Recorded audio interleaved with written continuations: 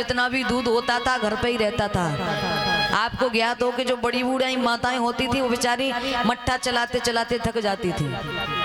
और आज के समय में तो डेयरी भी बहुत हैं और दूधिया भी बहुत हैं। डेयरी आप जानते हैं जिसपे फैट आती है। अब उस पे फैट 1 लीटर 80 रुपए का अगर दूध हो रहा है तो वो क्यों घर पे रख रही हैं, जाकर के बेच देती हैं।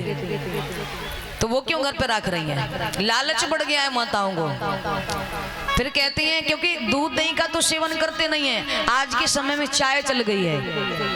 कहाँ पहले के समय में 2-3 लीटर घर के सदस्य दूध पीते थे, आज 1 गिलास दूध में काम हो रहा है। तो क्यों फालतू में वो घर पे दूध रखेंगे, क्यों नुकसान करें। आज की माताएं चाय बना देती हैं कि चाय पी लो, बच्चों को पिलाती हैं और फिर कहती हैं करें क्या। हमारे जो बच्चे हैं ना उनका मन ही नहीं लगता है पढ़ाई में। हमारा बेटा हाई स्कूल में फेल हो गया या इंटर में फेल हो गया।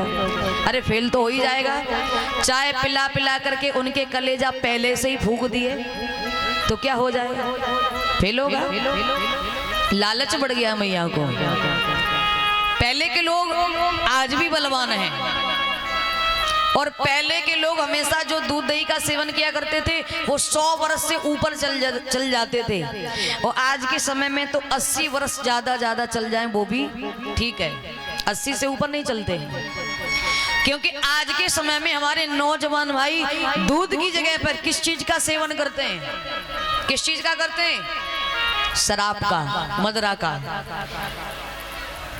दूध को छोड़ दिया, मदरा पान करने लगे।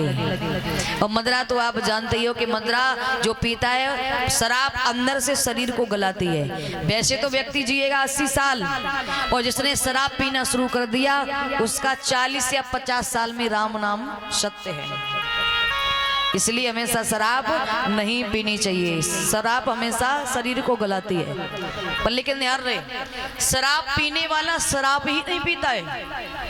बच्चों का सुख, पत्नी का सुख, माँ बाप का सुख एक ही घूंट में पी जाता है। और जिस घर में शराब पी जाती है ना, शराब पी जाती है तो वहाँ कलेश होता है, और जहाँ कलेश होता है वहाँ लक्ष्मी का आगमन नहीं होता है। जहाँ पर कलेश होता है वहाँ लक्ष्मी का वास नहीं होता है। क्या हो जाएगा? लक्ष्मी का वास नहीं होगा। इसलिए हमेशा शराब नहीं पीनी चाहिए। और देखिए जिस घर में शराब पी जाती है ना वो घर कभी उन्नति की तरफ नहीं बढ़ पाता है।